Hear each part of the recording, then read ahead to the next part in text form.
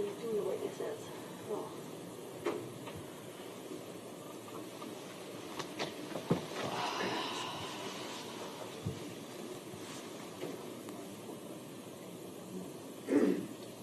Ms. Petrus, any suggestion on where Mr. Johnson and Mr. Lassay might be?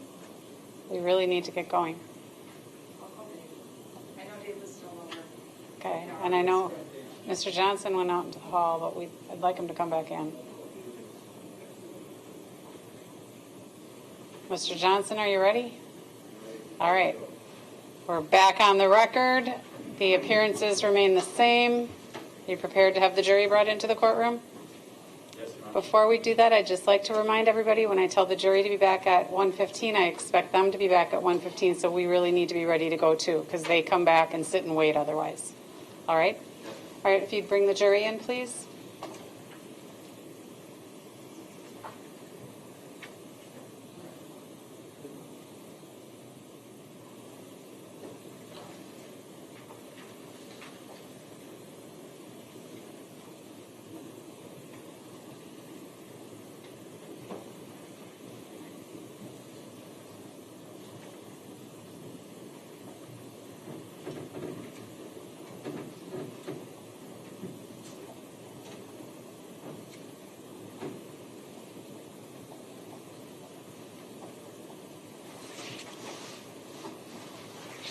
Please be seated. Thank you, ladies and gentlemen, for your prompt arrival back from lunch. And I just would remind you, if you have any concerns that you need to address them with the bailiffs if there's anything, or let us know if there's anything that we can do to better accommodate you. So far, everything okay? All right. Very good. Thank you. Mr. Johnson, are you prepared to call your next witness? Yes, Your Honor. The state will be calling Dana Stieber. Okay.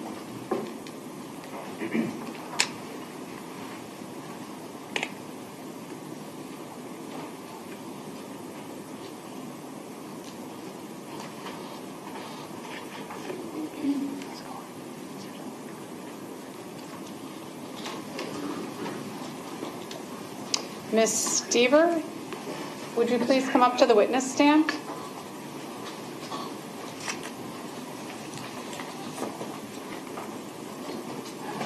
Please raise your right hand.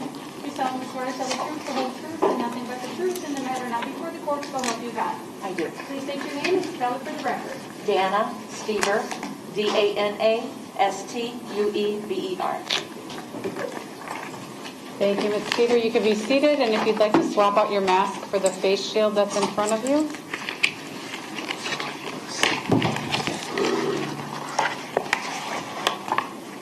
Thank you. And then the black box with the light in front of it is the microphone. If you could just pull that to you closer, we kind of have to get your voice to project out from under the face shield to the microphone. Okay. Thank you. Mm-hmm.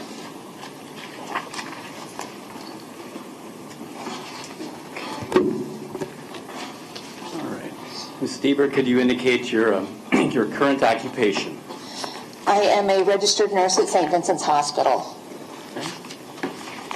Could we briefly go through your educational background? Yes. Going back to high school. Okay. All the way back to high school, Dothan, Alabama. We'll start at college, and I graduated from Bellin College of Nursing in 2001. I started working at St. Vincent's at that time. Initially worked in the NICU, but I kind of missed the adults, so in 2006 I picked up a side job of being a sexual assault nurse examiner, or a forensic nurse. I've been doing that ever since. I started coordinating the program in 2009. Could you tell the jury what a SANE, S-A-N-E, SANE nurse, sexual assault nurse examiner, what does that entail? Our title is a forensic nurse, so what we do is when someone comes to the hospital reporting a sexual assault, it is our job to come in, be non-biased, take a look at them, making sure, I have 3 criteria. I want to make sure that they're medically okay. I want to collect the best evidence possible, if that's what they desire, and I want to do it in the least traumatic way as possible. So my job would be a head-to-toe observation, including palpation with the hands, seeing where there might be bruising, scratches, abrasions, making sure, again, like I said, medically healthy. We also offer them medication towards sexually transmitted infections, pain medication if necessary. When you hear the term forensic nurse, well, first of all, are you a forensic nurse? Yes, I am. Okay. Can you tell the jury, what does that mean? What's that term mean, forensic nurse? With forensic nursing, what you're looking at is the body becomes a crime scene in certain kinds of crimes. So in a sexual assault, the person that was victimized would be a crime scene. And so it is our job to take a look at it and to write down and show our observations of how they were doing during it, how were they reacting to it, what kind of injuries they might have. If they were things that they would have told us during it, we're going to document that. Usually in lines of having something for prosecution. And I know we began by talking about you being a SANE, or sexual assault nurse examiner. So a sexual assault nurse examiner is a type of forensic nurse? Yes, that is my specialty. Okay. But you indicated that a forensic nurse is basically there to collect evidence from a person's body. Yes. Well, I guess that's part of their job, is that correct? Yes. Now, besides collecting evidence from sexual assault victims' bodies, have you also had to, as a forensic nurse, collect evidence from not just victims of sexual assault, but victims of other crimes and or suspects of crimes? Yes, I have. Okay. I've done several suspect examinations related to sexual assault. I've done postmortem exams. I've done child physical assault. I've done domestic violence. All different kinds of crimes. Yes. What kind of training did you have to go through to be qualified as a forensic nurse to collect evidence from individuals' bodies? At the time that I went in, they wanted you to have 3 years of nursing history, and then I went for a 40-hour training in Milwaukee for adolescents and adults, and then I went for an additional 1 week away for 40-hour training for pediatrics. You've had 2 different trainings, and each was a week long? Yes. And when did you say you first became a registered nurse? In 2001. Okay. And when did you take those courses to be qualified as a forensic nurse, to start collecting evidence from people's bodies, actually? 2006. Can you give us an estimation from 2006, when you first started doing forensic examinations or collections of people's bodies, until now, today, how many times you've had to collect evidence from people's bodies in your capacity as a forensic nurse?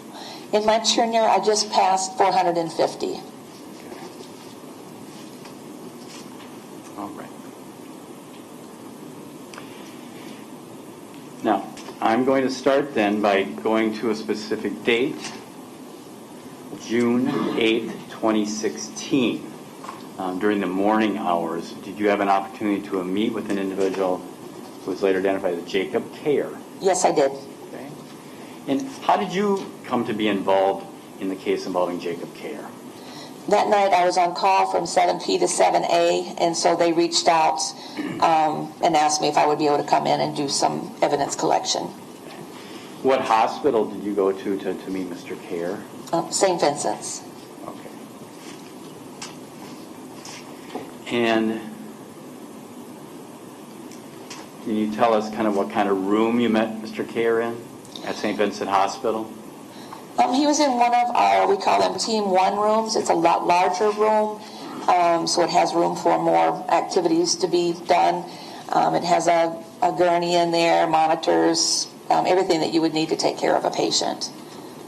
And before we go into kind of more specifics, obviously you met Mr. Cayer face-to-face, is that correct? Yes. And you were there in a room with him for, quite a couple hours or so? Yes. You got a chance to talk to him, look at him, and look at his body, is that Yes. correct? I want to make sure that we have the correct person, Jacob Cayer. So at this time, Your Honor, I'm going to see if we can do another identification where I ask Ms. Stieber if she can identify the person today, if he's in court, that you met with on June 8, 2016 that you knew as Jacob Cayer? Yes. And then I'll ask those seated at the two council tables and the first row to remove their masks at this time. Okay. Down neck, Ms. Stieber, do you see Jacob Cayer, the person you met with on June 8, 2016 in court today? I do. For the record, can you indicate where he's seated today, describe that, and what is he wearing to make sure we have the correct person? To the far left at the defense table in the light blue shirt. To your right or left? To my right. Okay. Thank you. I'd ask the record to reflect she's identified Mr. Cayer. The record will so reflect, and everyone, if you please place your masks back on. Thank you.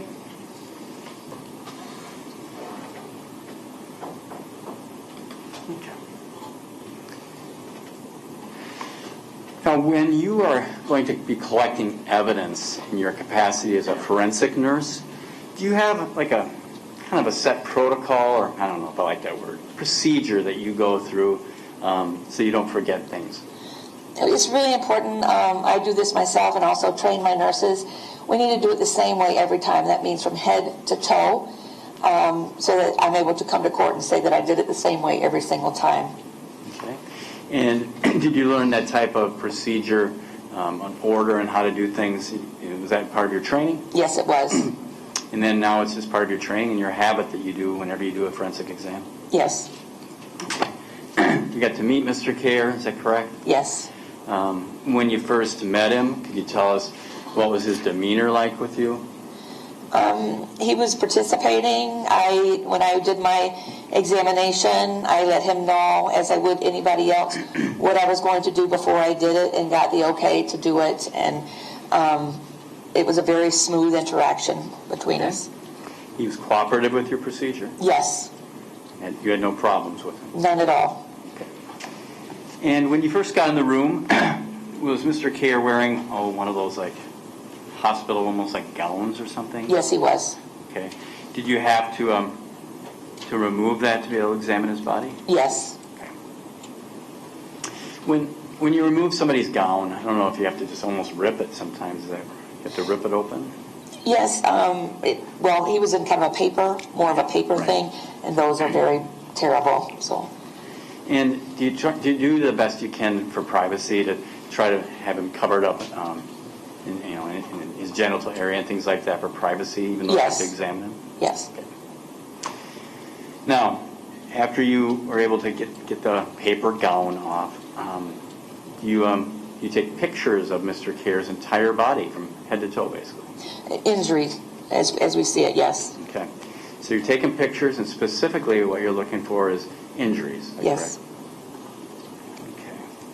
correct? Okay.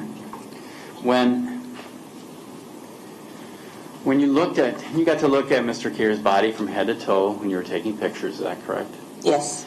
What was the most significant injury that you even observed on him that early morning? The most significant were some injuries that were due to canine bites that I was told. All right. The other type of injuries that you observed on his body, how would you describe those, or different terminology that you use for the different kinds of injuries? I would use scratch, which is usually more of a linear type injury that is really the top part of the skin. I might use avulsion, which can be a different shape, but an avulsion usually goes down deeper and deeper layers of the skin. Laceration, which would be described as sort of a cut, which is usually also more of a linear line. Bruising, things like that. Okay. Were most of the injuries to him listed on your report as scratches? Yes.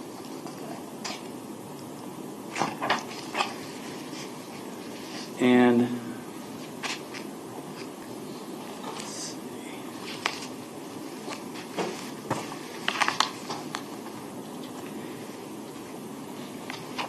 the areas that you listed, like scratches on various parts of his body, for example, the torso, legs, is that correct? Yes.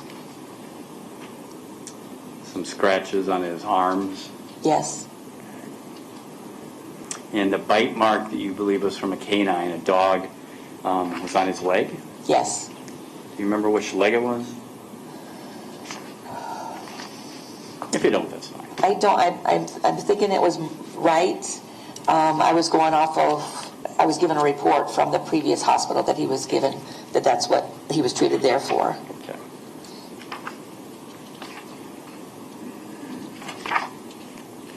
And you make a diagram about the various injuries, you complete one, is that correct? Yes.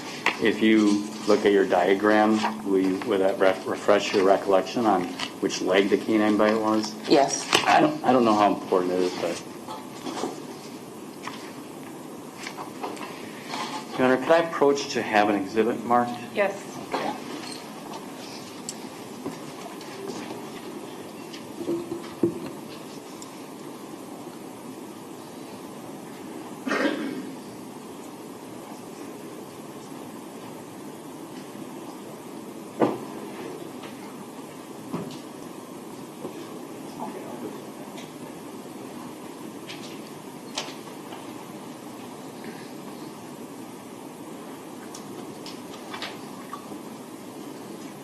I don't know, place on the record that I think Mark Exhibit 6 at this time, the diagram, front and back, I'd like to see it the witness may look at it, identify it, see if that refreshes her recollection of which, again, and then which leg the bite mark was when you dog. All right. Vincent has a copy now. Go ahead. Showing you exhibit number 6 on it. Yes. Okay. Just take a look at that for a moment.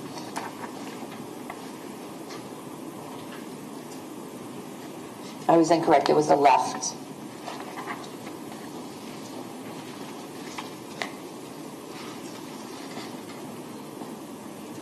Well, and that's why you make a chart like this, right, Mr. Stever?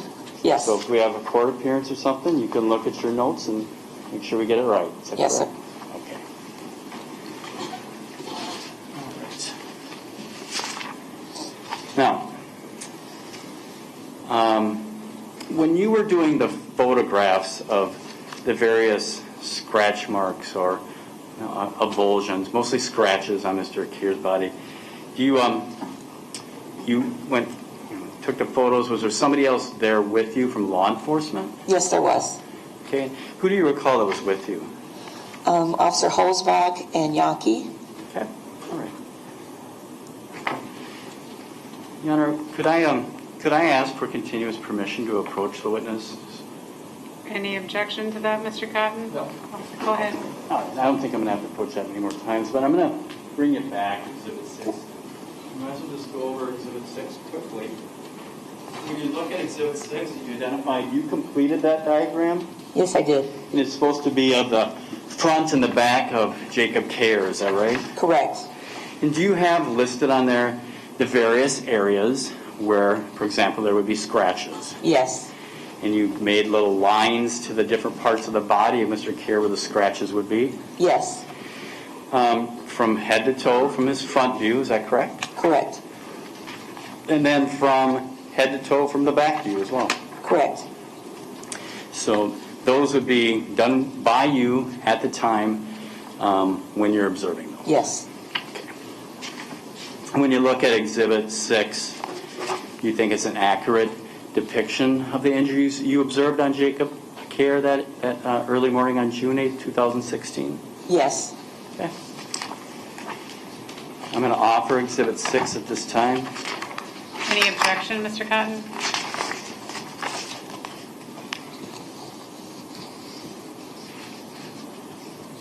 No. All right, Exhibit 6 will be received.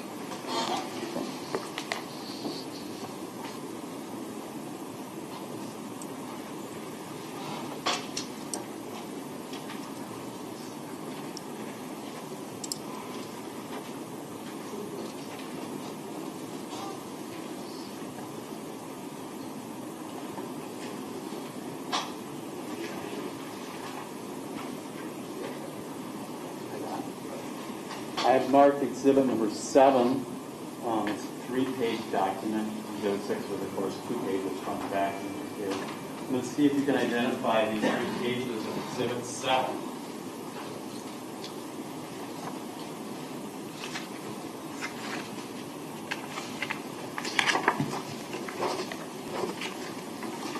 Yes, this was my documentation of when you use the body map, some of the injuries of the smaller parts of the body are hard to list and draw out. So these are individual pictures of injuries on the hands, on the feet, and on the head. Okay. Let's start with page 1 of Exhibit 7. Does it show a diagram of the back side of hands and then the palm side of hands? Yes. And then as you're observing Jacob Cayer, you're going to mark on this exhibit or this diagram anything you observe as far as potential injury. Yes. Okay. When you look at the back side, I'll call it, of the hands, anything noted on Exhibit 7, the first page? On the back side, I have number 28 as being a 1 centimeter laceration. I have number 26 as 1.5 centimeter linear laceration. That would have been to the right ring finger. A 2 centimeter linear laceration to the right middle finger. And then the previous one was underneath the left pinky. Okay. So let me back up a little bit. By looking at the back of the hands. Okay. I was looking at. Okay. Yep. I'm going to go to the back of the hands Okay. first. So injuries first on the back of the hands. I have a 3 centimeter curved laceration to the left thumb. Okay. I've got a 0.5 centimeter avulsion to the right index finger. Okay. Those are the back of the hands of Mr. Cayer? Yes. Okay. I'm sorry about that. Now can we go to the palms? Yes. Okay. Again, there was a 1 centimeter laceration underneath the left pinky. There's a 1.5 centimeter linear laceration to the right ring finger. There's a 2 centimeter linear laceration to the right middle finger. Okay. And I think you did define, I know I heard you say what an avulsion was, like kind of a little scooping of the skin out. Yes. And when you have these listed as lacerations, what is your definition, how you define the difference between something listed as a laceration versus a scratch? A scratch is going to be on the top of the skin. A laceration is going to go into is more layers there. Okay. So these on the hands that you listed were 4 lacerations and 1 avulsion. Is that Yes. correct? Then we went through your diagram of Mr. Cayer's body and observed that a lot more scratches. Correct. Okay. We turn to page 2 of Exhibit 7. Looks like it's a diagram of the bottom of feet. Yes. Okay. So you got to examine Mr. Cayer's feet, the bottom of his feet. Is that correct? Did you get to see the top of his feet as well? Yes. When you looked at Mr. Cayer's feet, besides looking at injuries, what did you observe when you saw his feet? There were multiple small scratches noted on the bottom of the feet. Okay. Did you notice blood on his feet? Yes. Okay. And what about when you looked at Mr. Cayer's hands? Did you notice blood on his hands? Yes. I guess I should back up. You thought it looked like blood, is that right? Yes. I know you probably didn't do some scientific test of it. No, I did not. But you've probably seen blood on people's skin a lot, I imagine. Yes. Okay. I want you to go to page 3 of Exhibit 7. It shows 4 different views of a human head as a diagram. Is that correct? Correct. And any injuries that you noted on this diagram as you observed Mr. Cayer that evening or early morning? There's a 0.75 linear scratch with purple bruising and swelling to his upper lip. Okay. And then any other injuries in the head area? No other injuries that I noted. If you look at exhibit number 7, do you think that's an accurate depiction of the different injuries you observed on Mr. Cayer's hands, feet, and head? Yes. Okay. I'm going to offer into evidence exhibit number 7 at this time. Any objection, Mr. Cotton? No. Exhibit 7 will be received. Okay, we pull up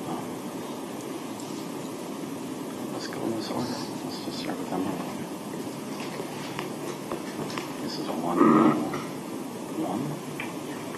Okay. Your Honor, at this time, I'd like to show some photographs to Ms. Stever. There's going to be 6 photographs. I'd like to just briefly tell the defense what I'm planning to hopefully show her and then get your permission.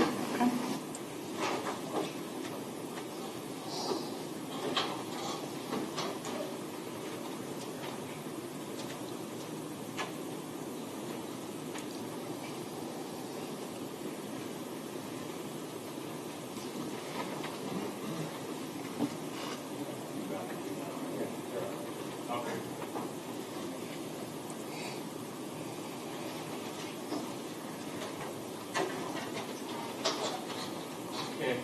Your Honor, I'd like to then show a photograph. It's listed as 1L, number 1 of the exhibits. So Exhibit 1L1. Correct. All right, thank you.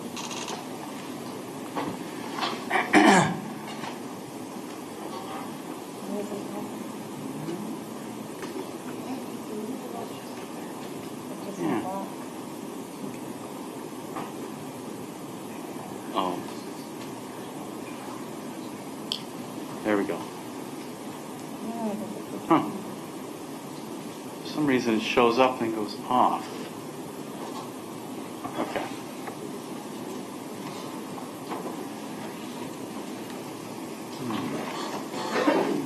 Do you have printed copies that we can use the document camera? It just keeps going on and off. No.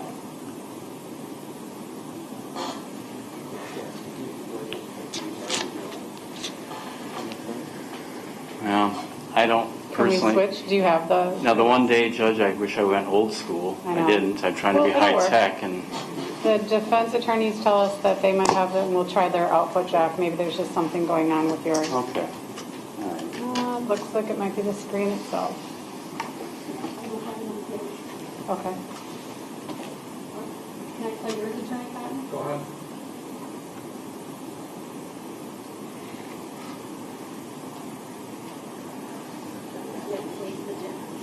Okay. L.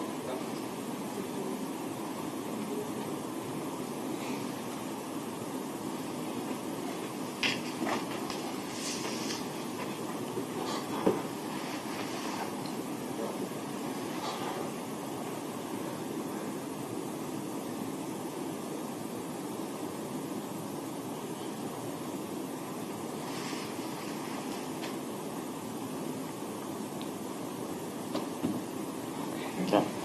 Thank you.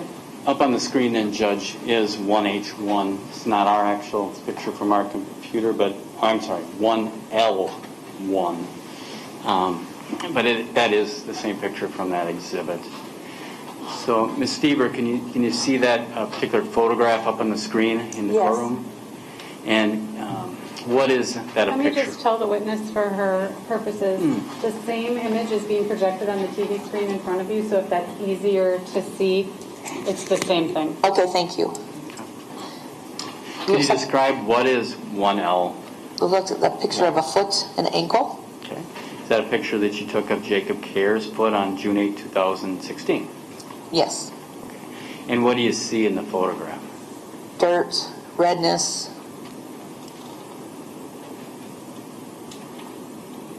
Looks like a scratch on the foot in the redness. Okay. Is there anything on there that you think looks like blood? Yes. Okay. Well, let's go to the next photograph, 1L2. Can you indicate what is depicted in that photograph? Bottom of a foot. Is that a picture of Jacob Cayer's foot? Yes. And kind of describe what you see in that photograph. Dirt. It's hard.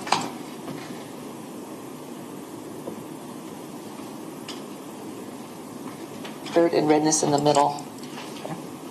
Let's go to the next photograph, 1L3. Describe what you see in the photograph.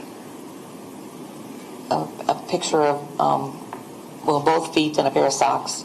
Okay. Those appear to be Jacob Cayer's feet, that photograph you took? Yes. Okay. Anything of note that you see in the photographs?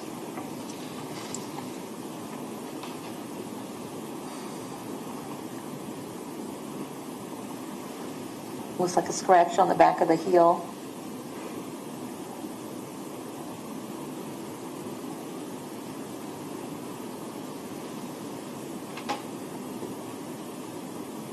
Looks like some,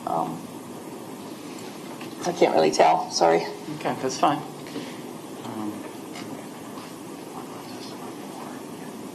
1L4. What do you see in that particular photograph? It's a picture of Mr. Cayer's hand. Okay. And it's of his left hand, is that correct? Correct. Palm side? Palm side up. Okay. And is that one of the lacerations in that photograph that you described earlier and put on your diagram? Yes. Okay. Okay, let's go to 1L5. Can you describe what's in 1L5? You have the picture of the hand, palm up. And this is a picture, is it of Jacob Cayer's hand that you took? Yes, right hand.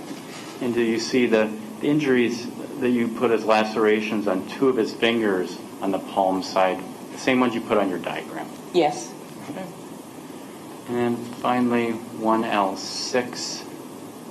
What is that a picture of? That's a picture of the injury that I noted on his mouth with the swelling and discoloration and a scratch there. Okay. And that's a picture of Jacob Cayer that you took? Yes, it is. All the photos that we looked at today, 1L1 through 1L6, do you think they accurately depict Jacob Cayer and how you saw him on June 8, 2016? Yes.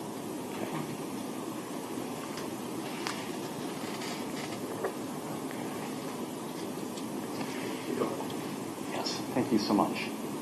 Okay. That's it for the photographs. Just have a few more questions continuing on with the direct examination. After you take the photographs to memorialize any injuries you see, you also, a part of your procedure protocol is to collect evidence. Is that correct? Correct. And in this case, when I ask about collecting evidence, tell the jury, what are you doing with Mr. Cayer? How are you collecting evidence from his body? I take, my main tools are a camera and Q-tips. So usually what I'm doing is swabbing those. I use a wet to dry technique, meaning I take a swab, dip it in sterile water, use that to roll on any like fluids or injuries, looking for any kind of DNA evidence might be on there. And then I follow up with a dry one to kind of go over it a little bit. These are then air dried and then they're put into a dry box.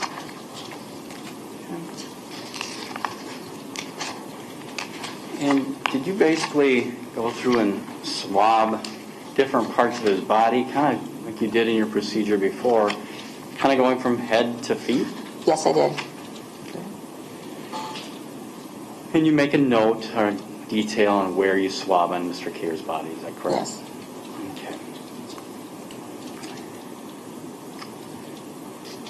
Not going to go through every area on Mr. Cayer's body that you swabbed, but I'm going to ask you some specific questions.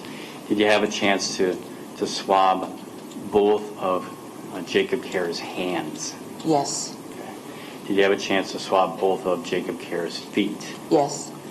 And I think you indicated that when you went to your week-long training to be a forensic nurse, both for adults and juveniles and children, they taught you how to collect evidence. Yes. And what is some of the main things they tell you when you're collecting evidence with swabs?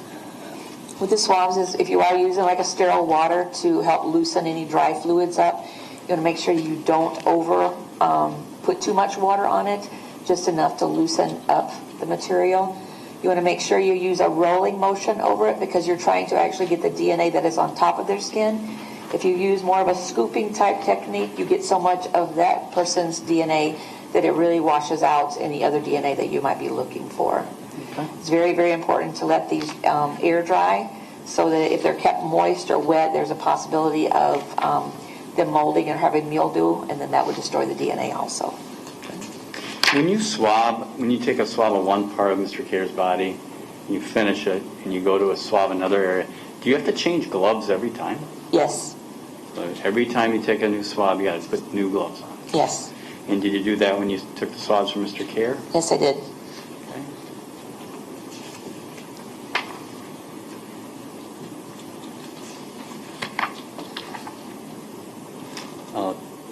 Looking at the different areas that you swabbed, just want to make sure this is correct. Again, I'm going to focus on the hands and feet, okay? But I know you've indicated you swabbed him from head to toe, or from head to feet. You swabbed Mr. Cayer's palms of both hands. Yes. Okay.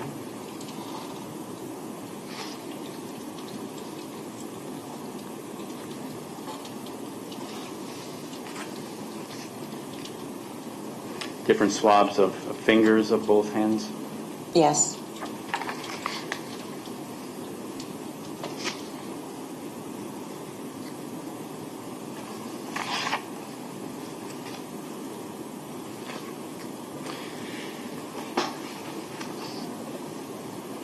During your entire process that you went through, collecting evidence from Mr. Cayer, did you follow all of your training and experience that you have as a forensic nurse? Yes, I did. After you collected the different swabs from Mr. Cayer's body, did one of the law enforcement officers or sergeants take the actual evidence and keep it for law enforcement purposes? Yes. In this case, I was working as part of a team, whereas with my other patients, I'm usually doing it all by myself. This one, I was actually doing the swabbing and then handing over to Officer Yankee to have it labeled and put into the dry boxes.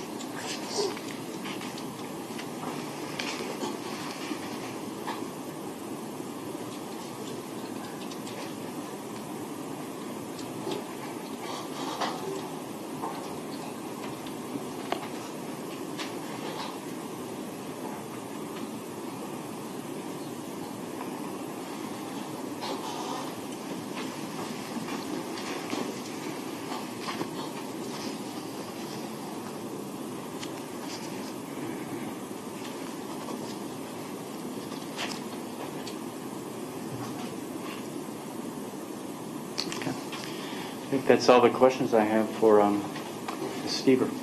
Attorney Thought, or Attorney Aycock? Excellent. Thank you, Judge. Afternoon, ma'am. Good afternoon. You mentioned a forensic exam.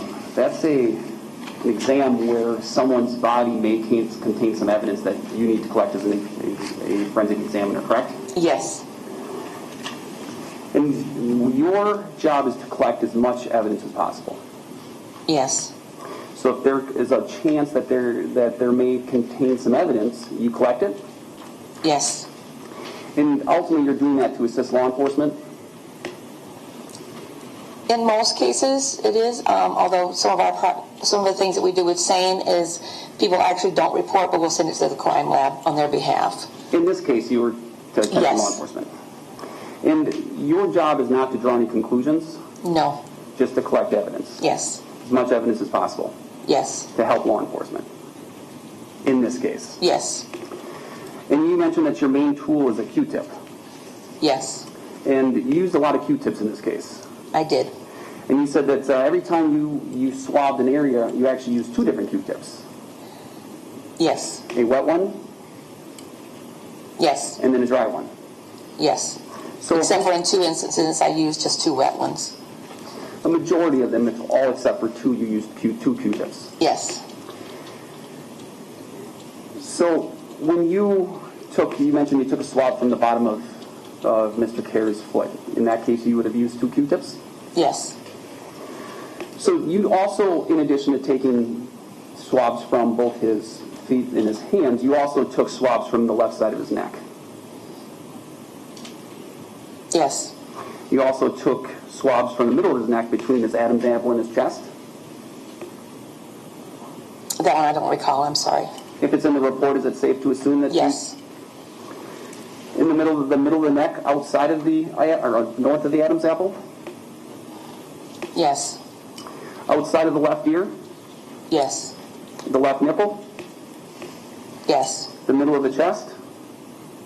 Yes. The lower side of the stomach? If it's in the port, yes. The left side of the mid-rib area? Yes. The inner arm elbow area? Yes. Of the left arm? Yes. The axillary? The inner left wrist? Yes. Left thumb?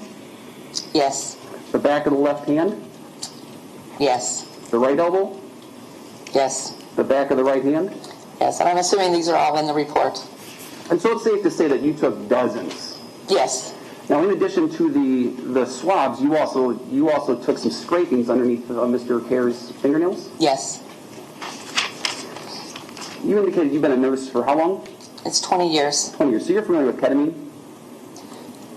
Yes. You're familiar with its purpose? Yes. An anesthesia? Or an anesthesia, rather? It could be an anesthetic, pain reliever. Yeah. A dissociative? Yes. It's safe to say. Can you explain to me what a dissociative is? It's more of a calming effect on someone. In my experience, that's when it's been given, is someone that is really actively acting violently in the ER, and it's been used as more of a calming. And in regards to anesthesia, I think that's pretty straightforward. What an anesthesia would be used for? Yes. To put someone to sleep? Yes. So it's safe to say that ketamine has a very legitimate medical purpose?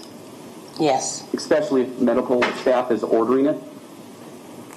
Yes. It'd be the only purpose if a doctor is ordering it. Safe to say? Yes. Are you familiar with your extensive experience as a nurse of some of the side effects of ketamine?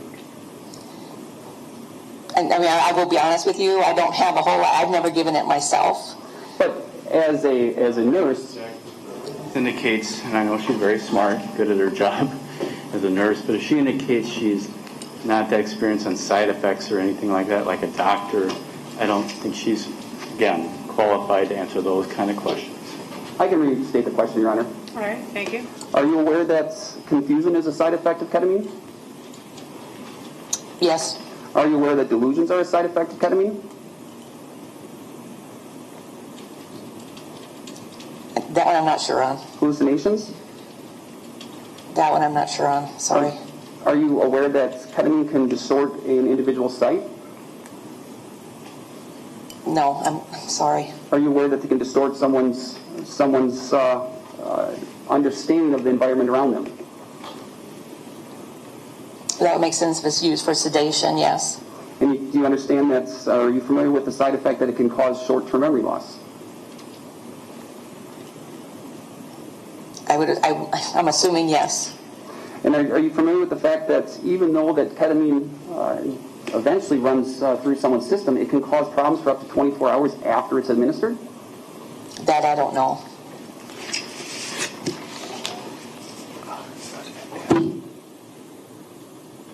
Your Honor, we don't have anything else for this witness. Thank you. Any additional redirect, Mr. Johnson?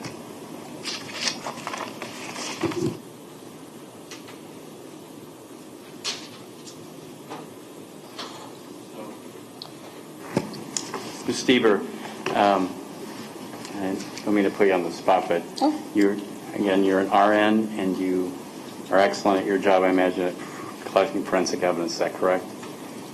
I like to think so, yes. Do you, I know you're not technically a doctor, is that correct? No, I'm not. Are you confident in all these answers you're giving about ketamine and side effects and different effects on a human body? I have a very general knowledge. Again, I have not ever given it myself to have that experience of dealing with someone that had it. Okay, that's fair. Nothing further, Your Honor. All right, thank you. Any repress? No, Your Honor. All right. Thank you. You may step down. You can swap out your shield for your mask, and if you put your face shield in the box marked used face shields behind you. Thank you. If you please the exhibits with the clerk. Thank you. And she's released from her subpoena? We don't need her. Yes, Your Honor. All right. Thank you, ma'am.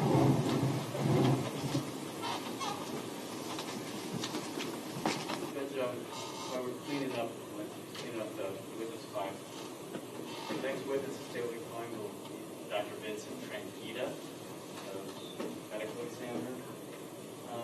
There's a lot of photos. Can we switch plugins and try to? I think that'd be a good idea. Essential. Yes, let's see what's happening with our system.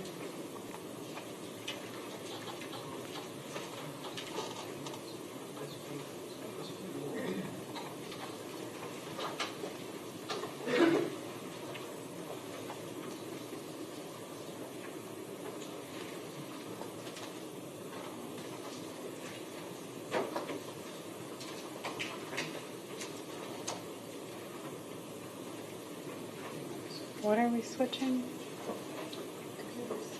Okay. Why are they all up? I'm not done over here. Okay. I was afraid they thought they were switching tables. Like, what the hell? Okay. This is probably a good spot for the rest of us to stand up too. I like to refer to it as our 7th inning stretch. Anyone wants to stand? Take advantage of this opportunity. I feel like we've been sitting an awful lot lately.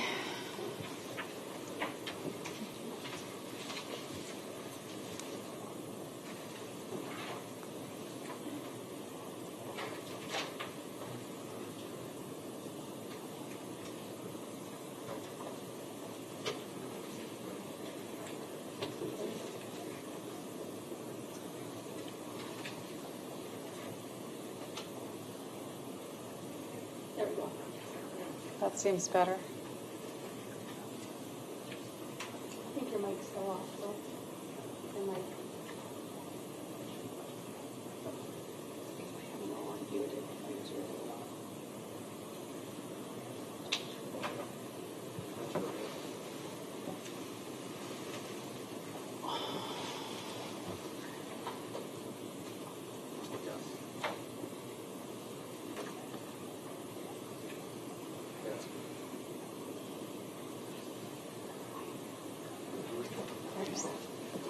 Oh, sorry.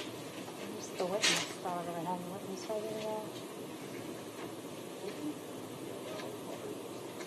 It looks like the photos are going to work then. All right. Why don't we all be seated? And if you want to bring in the next witness.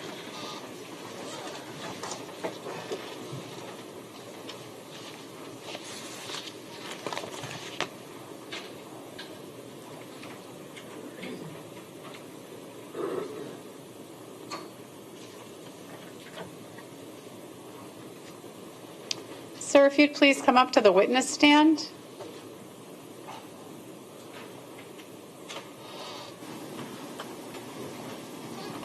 And then if you would stop about there and raise your right hand to be placed under oath. Do you solemnly swear to tell the truth, the whole truth, and nothing but the truth in the matter now before the court, so help you God? I do. Please state your name and spell it for the record. My name is Dr. Vincent Tranchida, is spelled capital V-I-N-C-E-N-T. My last name is spelled capital T, lowercase R-A-N-C-H-I-D-A. Thank you. You may be seated. And once you're seated, if you'd like to swap your mask for a face shield, there's a face shield there for you to use. Thank you.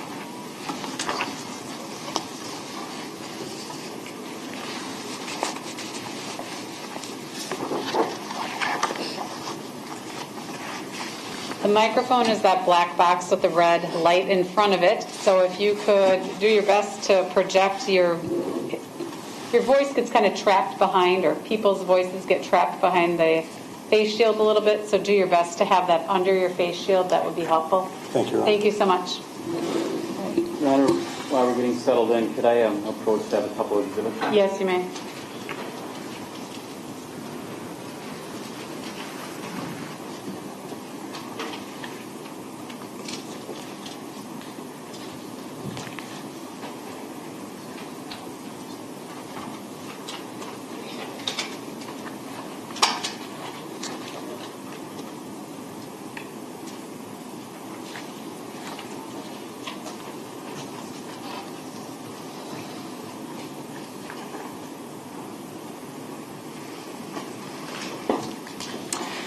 Dr. Tranchida, I'm just going to start off by asking you, what is your current occupation? I am a forensic anthropologist as my occupation. I am currently the chief medical examiner of Dane, Rock, Brown, Door, and Oconto counties of Wisconsin. Okay. Can you tell the jury some of your duties as the chief medical examiner for all those various counties that you work with? Of course. As the chief medical examiner, I am the department head or administrator of all these offices. I am responsible for the management of these offices, the hiring and training of the staff, and the daily affairs of the office. In addition, as a forensic pathologist, I am currently performing autopsies. I investigate the cause and manner of death in cases where there is some threat to public safety, such as communicable disease or possible criminal activity. Dr. Tranchida, I have a curriculum vitae of your background, your educational background and training, and some of your occupations or job history. Could I approach Your Honor to show them that? You may. The defense has a copy as well.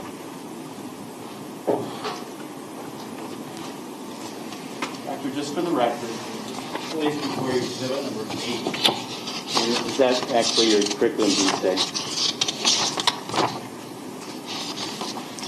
Yes, it is.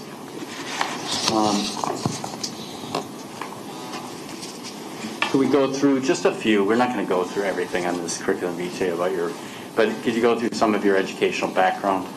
Of course. I did my undergraduate training in pre-medicine at the University of Michigan in Ann Arbor, Michigan. I went to medical school to get my medical degree at Wayne State University School of Medicine in Detroit, Michigan.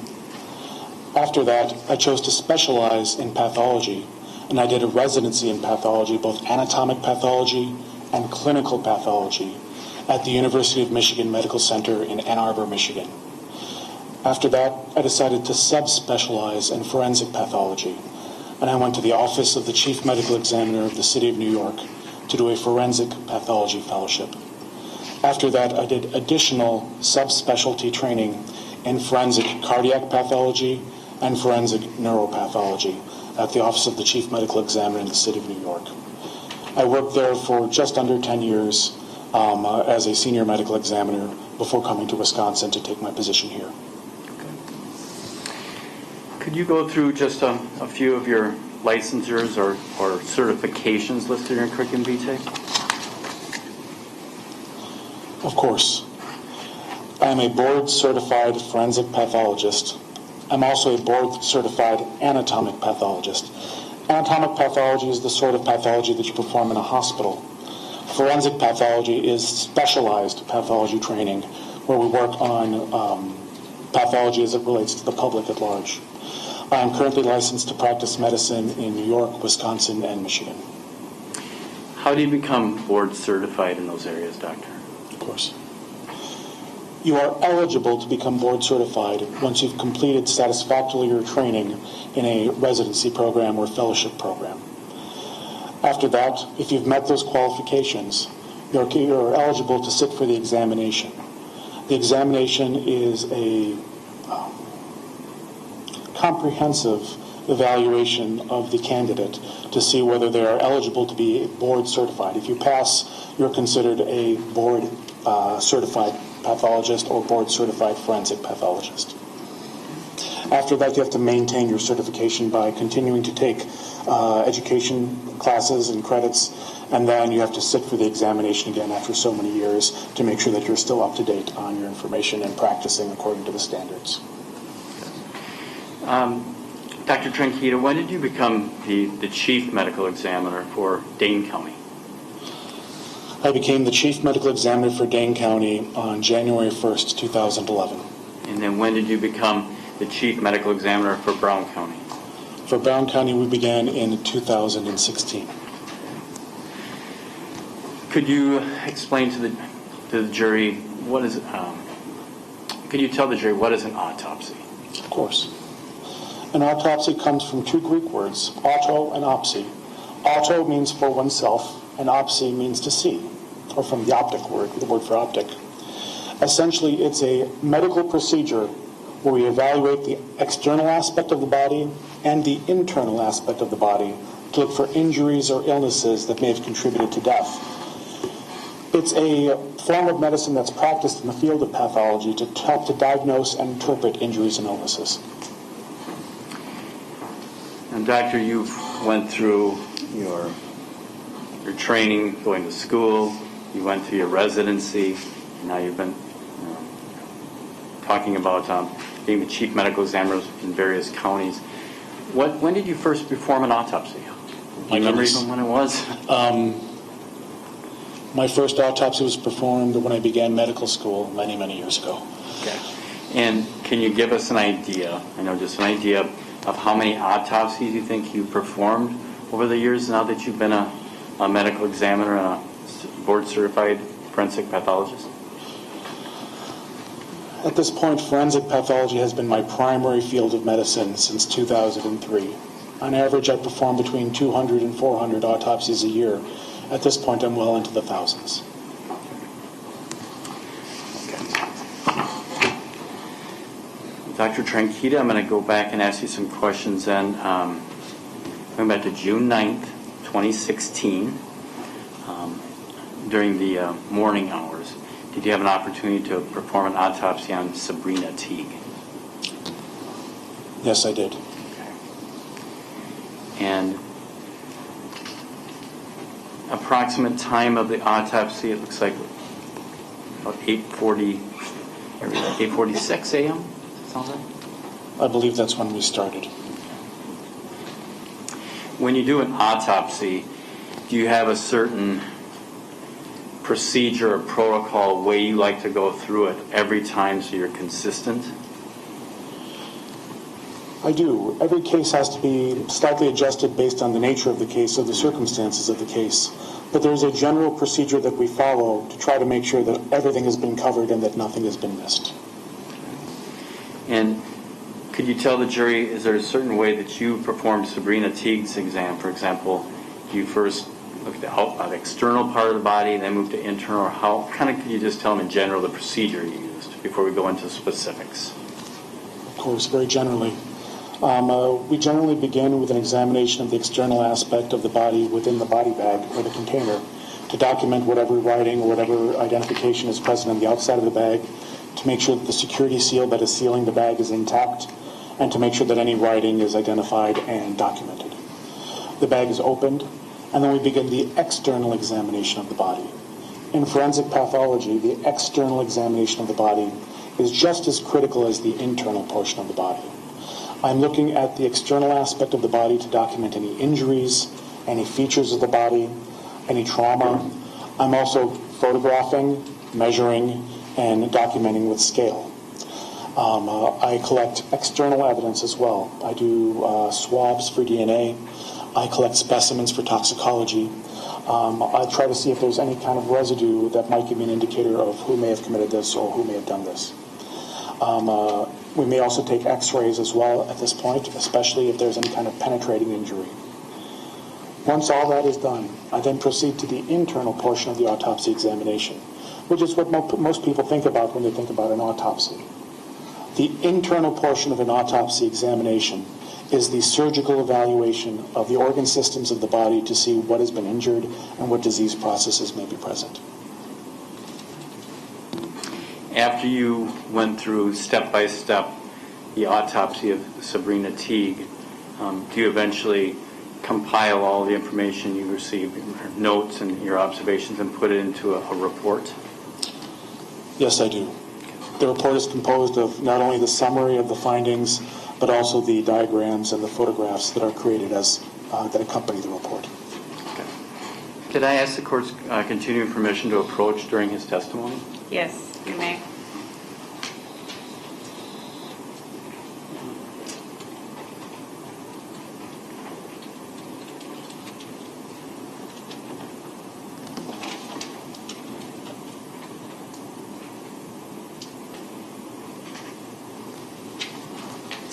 Thank you. Tranchida, I placed before you a document labeled Exhibit Number 10. you just peruse the document as you're doing, Doctor, and then I have a couple questions for you.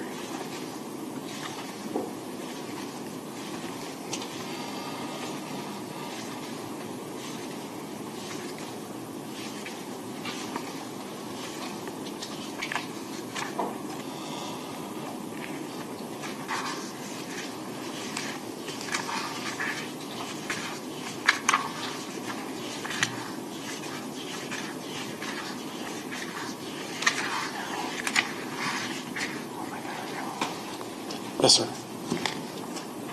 Okay.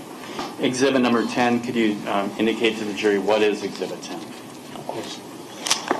Exhibit number 10 is a copy of the report that was generated by our office on the death of Sabrina Teague. It includes the autopsy report, the notes that were generated during the process of making the report, the diagrams from the report, the toxicology report, of the people in attendance, and those sorts of documents.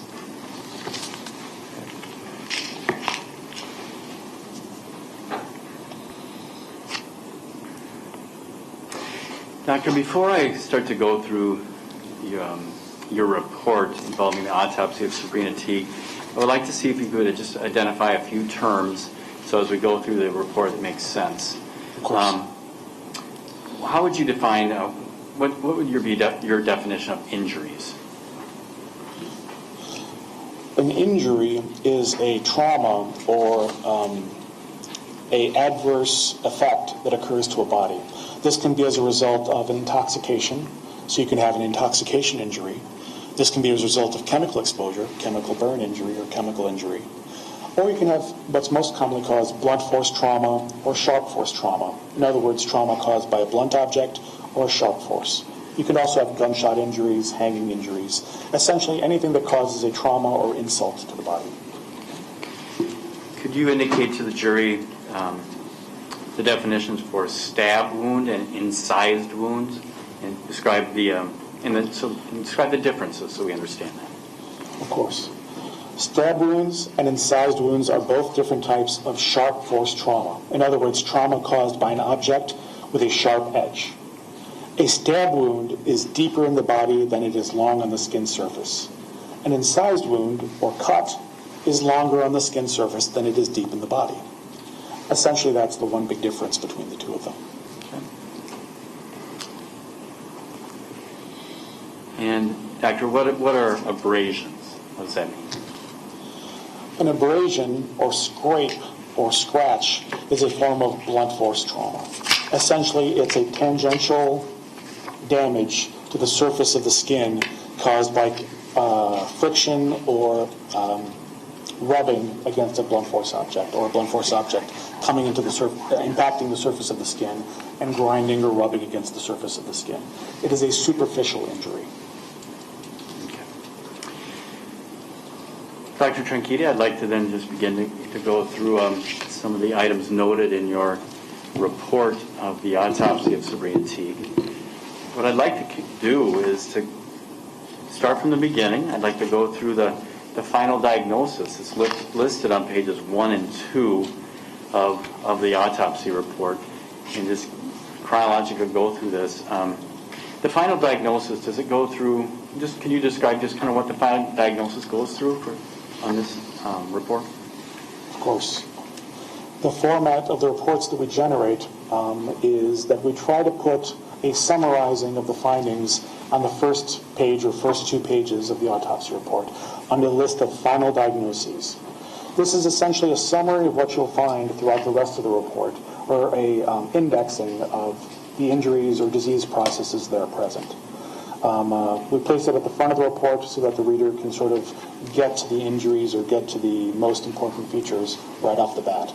The remainder of the report goes into more detail about what's in the report and what's under the list of final diagnoses. Okay. As part of your final diagnoses of injuries that you observed with Sabrina Teague, you, I think, indicated you went to an external and internal exam of Sabrina Teague. Is that correct? That is correct. Okay. Well, let's start then by looking at the first one listed on your report, stab wounds. First, stab wounds, I want you to list the stab wounds you noted to the head of Sabrina Teague. I noted 2 stab wounds to the head of Sabrina Teague. The first was located on the left cheek. This went deeply into the left cheek. It went through the skin, soft tissues, and muscles of the left cheek. It hit the left parotid gland, which is one of the salivary glands in the cheek, and then it went into the mouth and struck her tongue. And so in your report, you list a stab wound to the cheek as A sub I. Is that correct? In the final diagnosis list is Yes. listed as A sub I with the subcategories A and B as well. And could you indicate the other stab wound to the head? That's correct. There was another stab wound to the chin. This went into the skin and soft tissues of the chin and struck the mandible or the jaw. I don't know what number 1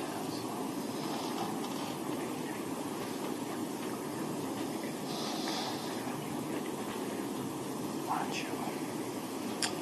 Your Honor, as I continue with the testimony of Dr. Tranchida, I'm going to be placing photographs up on the screen as I did before.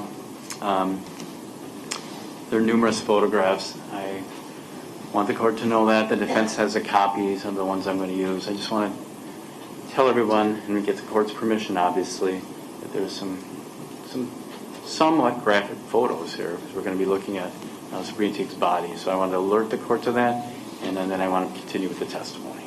Any objection, Mr. Cotton? No, we've discussed that previously. Go ahead, Mr. Johnson.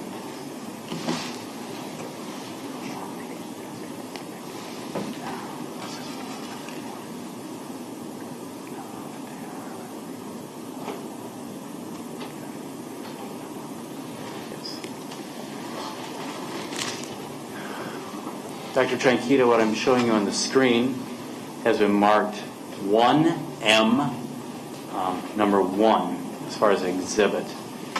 A particular photograph that's up on the screen, would you indicate, describe what it is, Doctor? When I perform an autopsy, I try to document in as many different ways as I can the features that I'm seeing of the body, in order to convey to the reader what I'm seeing both in diagram form, in measurements, but also in photographs. In this case, this is an overhead view of the decedent Sabrina Teague.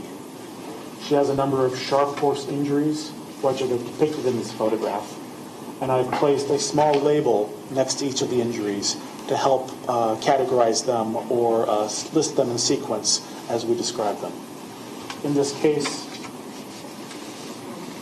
if I may, Yes. the stab wound that we first described, or stab wound A, is located on her left cheek. This is the stab wound that went through the left cheek, went through the left parotid gland, and went into her tongue. Stab wound B, the next one going down, is located on her chin.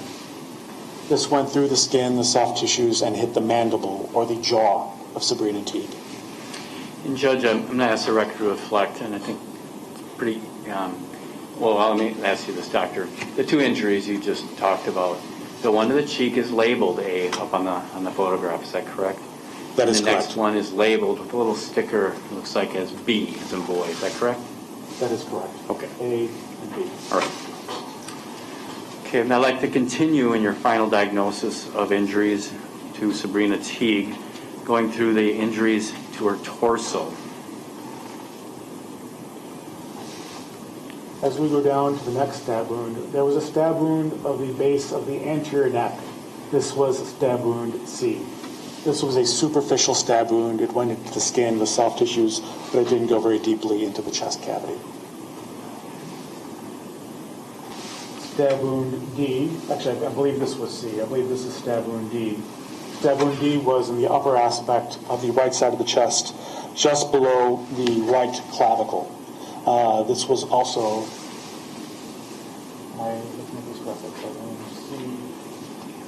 this one is C, this one is D. This one went into the chest just below the left clavicle. This is also a superficial stab wound. Okay.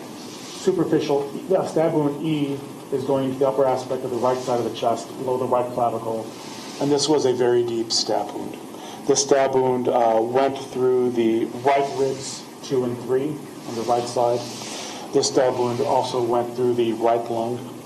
This stab wound hit the pericardial sac, which is a membrane sac that surrounds the heart.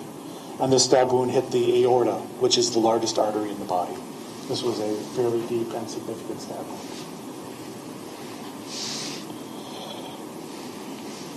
The next stab wound going down is directly overlying the sternum.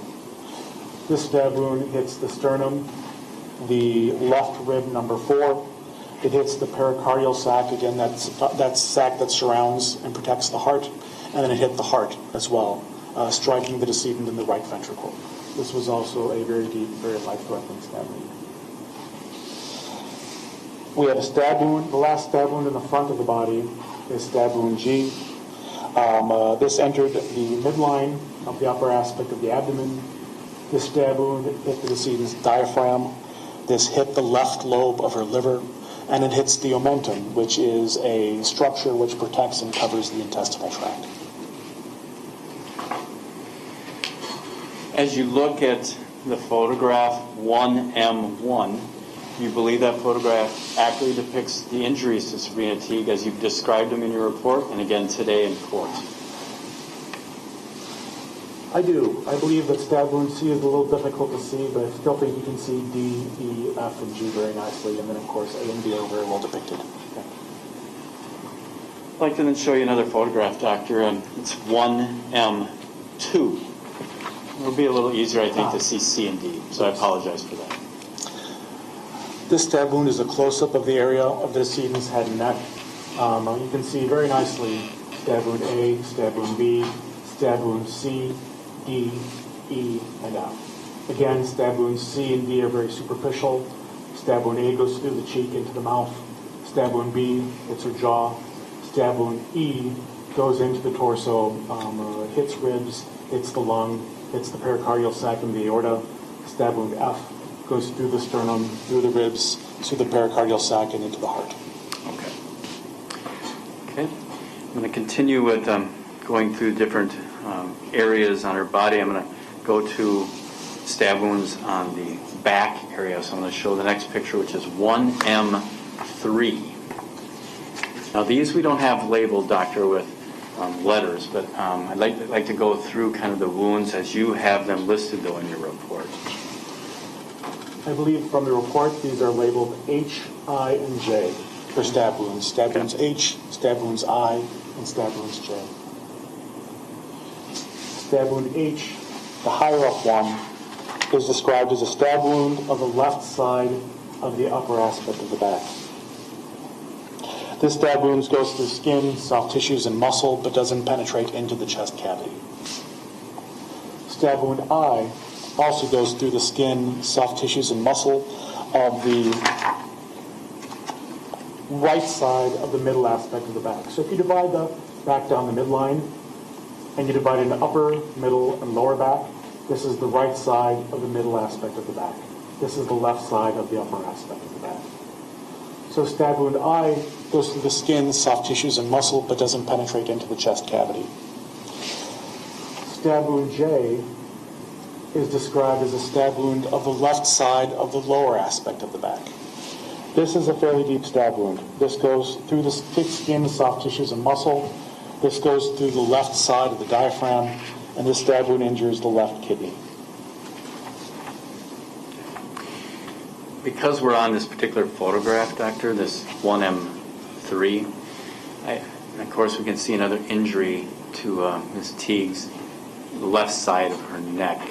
Since the photo's up there, could we talk a little bit about that particular injury? Of course. As we described earlier, stab wounds are deeper on the body than they are long on the skin surface. An incised wound is longer on the skin surface than it goes deep into the body. This is an incised wound here on the posterior and lateral aspect of Sabrina Teague's neck. This is cutting into the underlying subcutaneous soft tissue. So it's very long on the skin surface, but it's just going to the level of the subcutaneous fat. This is an incised wound, or a cut, into the back inside of Sabrina Teague's neck. Okay. I believe, Dr. Tranchida, that we've covered on your final diagnosis all the different stab wounds listed to the head and torso. I would like to show you a copy of some diagrams from Sabrina Teague. I'm going to put them up on the overhead projector device at this point. And, Yes, sir. Place on the record, Your Honor, that this exhibit has been marked Exhibit 9. It is contained within Exhibit 8, actually, or Exhibit 10, the complete autopsy report. Exhibit 9 are 3 pages that are part of it, but I'll have the doctor identify them. Thank you.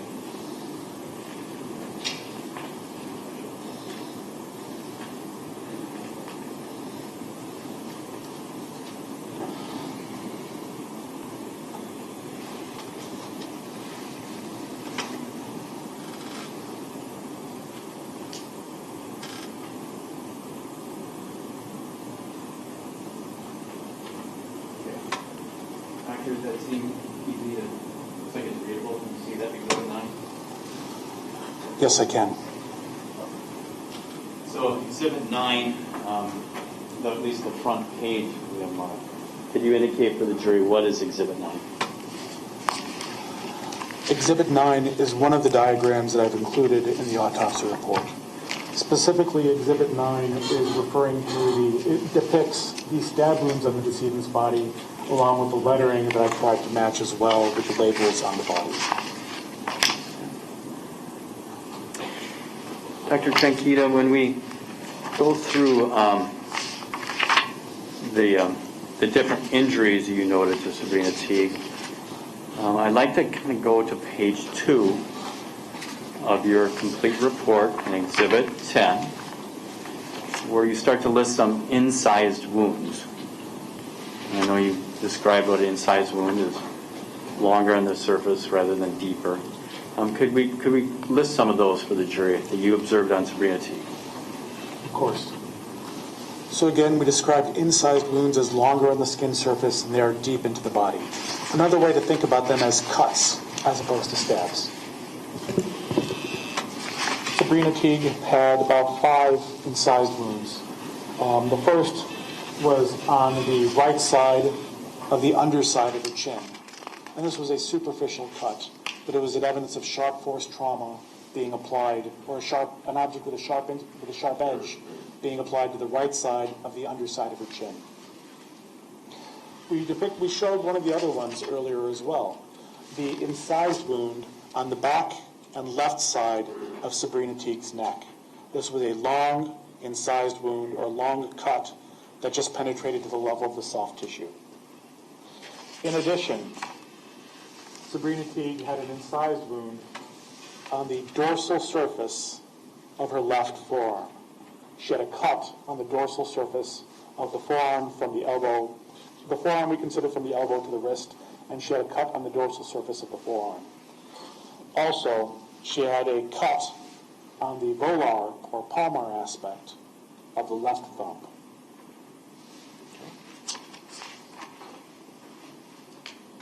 I know as part of your final report that you have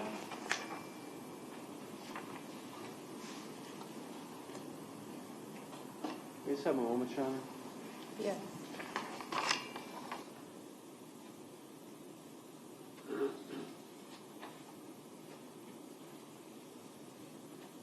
Some of these cuts may be better depicted in other diagrams. I have diagrams of the head and neck, diagrams of the head, etc.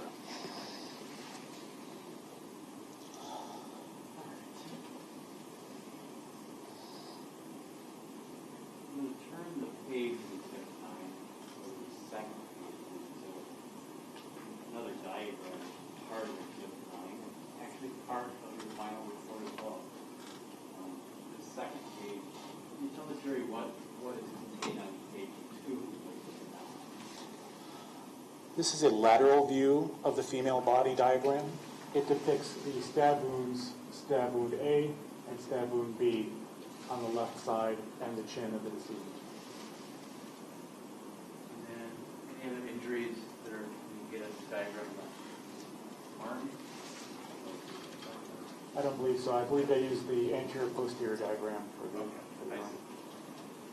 Then turn it to third page, the diagram, and on exhibit 9. Let's see if we can kind of, the clerk will help me back this view up a little bit so we can get it the whole view in there. Okay, thank you. This third page, describe what is in the diagram, exhibit number 9, page 3.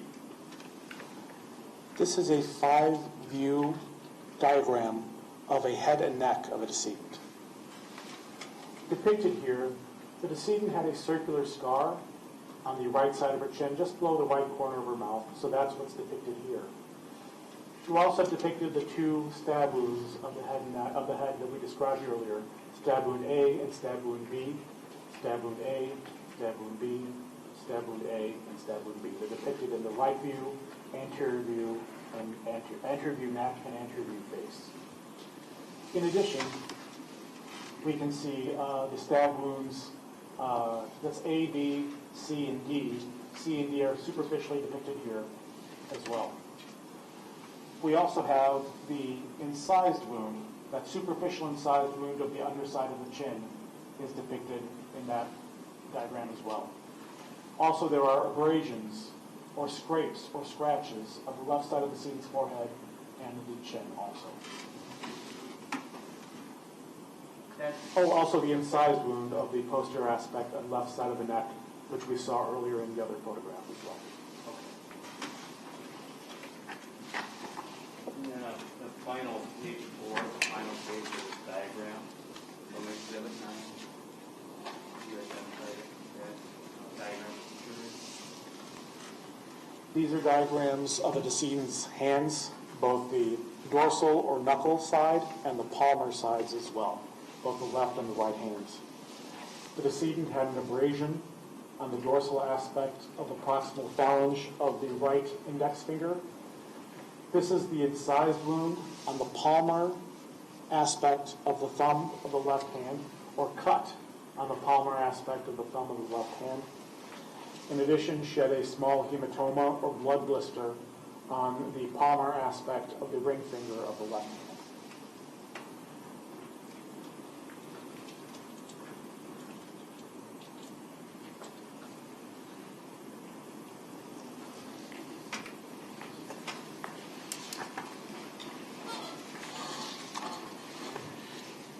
Again, continuing with your report, Exhibit 10, after you listed the incised wounds, you have a section that lists blunt force trauma, head, torso, and extremities. I'd like to see if we could just go through those injuries you observed on Sabrina Teague's body. Of course. Once again, blunt force trauma is trauma that is caused by impacting or being impacted by an object that doesn't have a sharp edge. In other words, a blunt surface. This can be as broad as anything from a fist, a foot, or a door, or a wall, or a tree. Basically, it's something that doesn't have a blunt force edge. Sometimes these impacts can leave a pattern, but many times they don't. We try to categorize them in abrasions, superficial scrapes or scratches of the skin, contusions, where the skin is intact, but we have bleeding underneath the skin surface, or a bruise, or lacerations. Lacerations are tears or rips in the skin caused by the application of blunt force.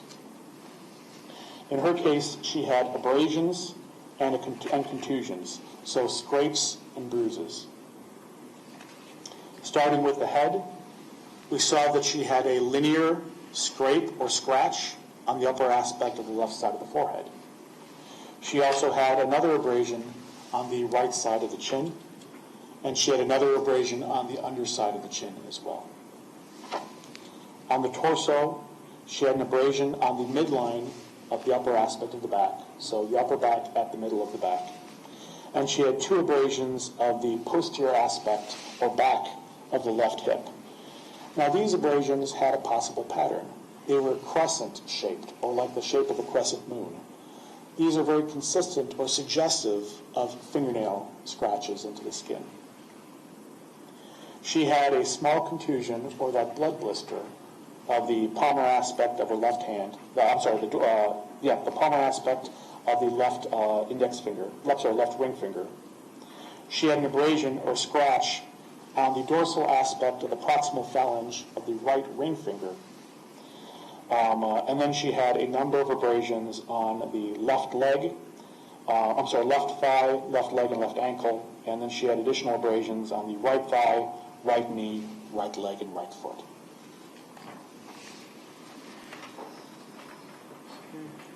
Dr. Tranchida, the only one I see we really didn't cover, there's quite a few, are under the blunt force trauma section head. Oh, there's one contusion I just saw. I apologize. That's correct. I'm sorry, could you please list that one? So in addition to the abrasions and the contusion described on the left hand, there was also another contusion on the left side of the frontal scalp.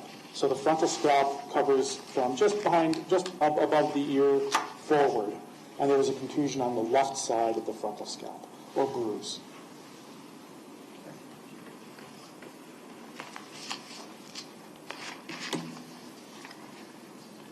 Dr. Tranchida, after completing your autopsy of Sabrina Teague and starting to prepare your report, do you have a opinion to a reasonable degree of medical certainty as a cause of death of Sabrina Teague? I do. What is that? To a reasonable degree of medical certainty, I believe that the cause of death of Sabrina Teague is the stab wounds of the torso, as these penetrated deeply into the body, perforating her lung, her aorta, and her heart, her diaphragm, her liver. These were significant life-threatening injuries, causing collapse of her lung, significant internal hemorrhaging, and ultimately death. And then as part of your autopsy, do you also eventually, to a reasonable degree of medical certainty, list a manner of death? Yes, I did. And could you, before we get to your opinion on manner of death, what does that term mean, manner of death? What are the different options? Of course, when we certify a death, we certify the cause and we certify the manner of the death. The cause of the death is the mechanism by which a death occurs. For example, a gunshot wound of the head. That is the mechanism by which a person passes. The manner of death is the category that mechanism falls into. For example, you could have an accidental gunshot wound of the head if you were cleaning your firearm and it accidentally discharged. You could have a suicidal gunshot wound of the head if you're intending to kill yourself. Or you could have a homicidal gunshot wound of the head where you're shooting at somebody else, hit them in the head, and they pass. So the manner is the category into which that mechanism falls into. The cause is the mechanism that causes the person to die. The manner is the category that we can classify that cause into. Okay. And now to my final question, then back to it. Based on a reasonable degree of medical certainty, do you have an opinion as to the manner of death for Sabrina Teague? I do. What is that opinion, Doctor? To a reasonable degree of medical certainty, I believe that the manner of death for Sabrina Teague is homicide.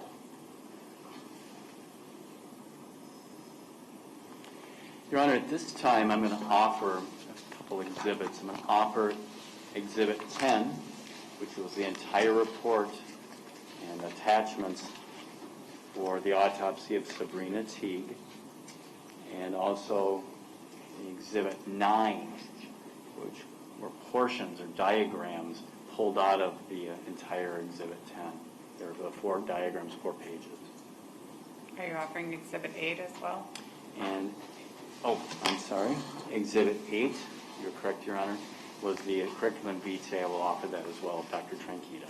Any objection to the receipt of Exhibits 8, 9, and 10? No. Exhibits 8, 9, and 10 will be received.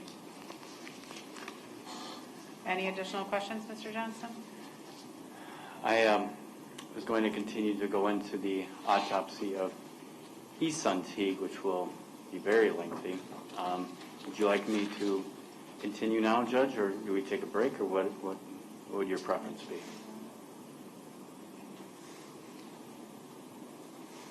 going to ask the jury what their preference is. Do you want to keep going for a bit, or do you want to take a break now? All in favor of a break, raise your hand. Looks like they want to keep going. All right. All right. Thank you. Do what they want. That's right. All right.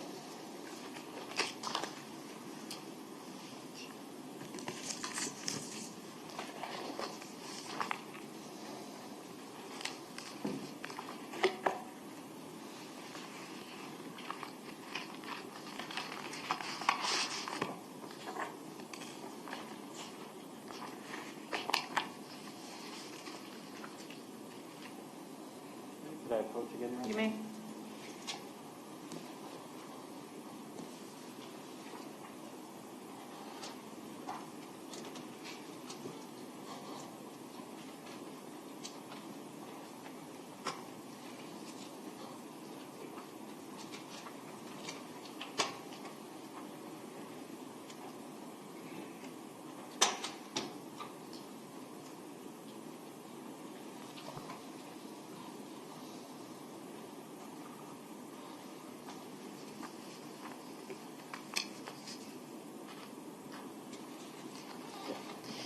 Dr. Tranchida, obviously I don't have to go through your background credentials again. I'm going to continue on with another autopsy that you performed.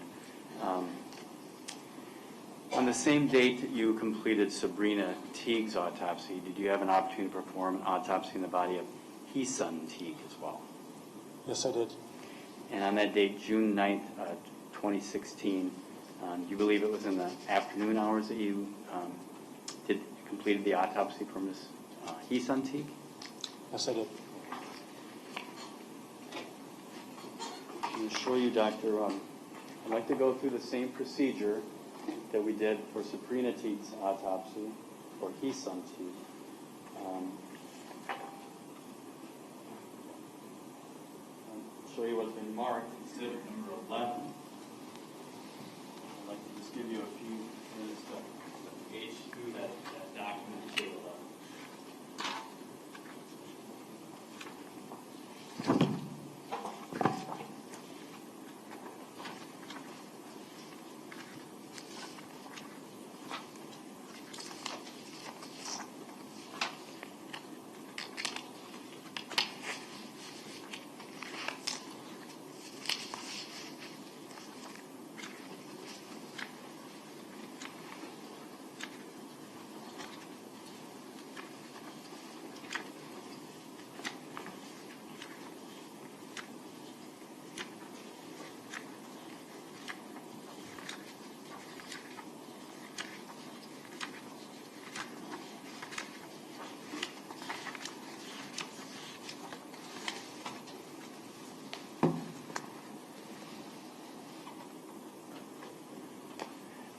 Dr. Tranchida, did you have a chance to look through Exhibit 11?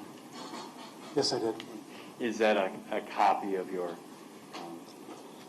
autopsy report involving Heesun Teague? Yes, it is. And is it similar to Sabrina Teague's autopsy report where you have all the attachments to your details, which include diagrams,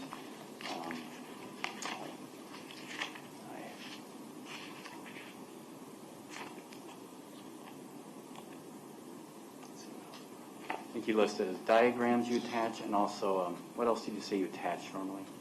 That's correct. It also includes the diagrams that are present, the notes that were generated during the course of the autopsy, the toxicology report, the evidence that was submitted as a result of the autopsy, the people in attendance, that sort of information. That's what I forgot, Doctor, the toxicology. Of course. Okay. So I'd like to go through again the same procedure. I'm going to begin on page 1, where it lists the final diagnosis involving the autopsy of Heesun Teague. The very first category lists stab wounds, lists 2 of them. I'd like to start with those and go through injury by injury. Of course. Heesun Teague had a number of different modalities of injuries or types of injuries. The first that I listed in the list of final diagnoses were her stab wounds. She had 2 stab wounds. The first was of her head. This struck the left temporal scalp It went through the left temporal muscle, or the muscle that sits on the left temporal scalp, and it went into the left temporal bone. It did not penetrate through the temporal bone, however. The second stab wound was of her torso. This stab wound struck her in her left breast. This went through the left fourth rib. This went through the pericardial sac, that fibrous sac that protects the heart, and then it went into the heart, stabbing her in the heart, specifically the right ventricle. Okay. And Dr. Tranchida, I'm going to take a couple steps back because did you do the same protocol or procedure that you did with Sabrina Teague's autopsy with Heesun? By that I mean going to an external exam after you opened up the bag where her body was located, and then also go to an internal exam as well. That is correct. Okay.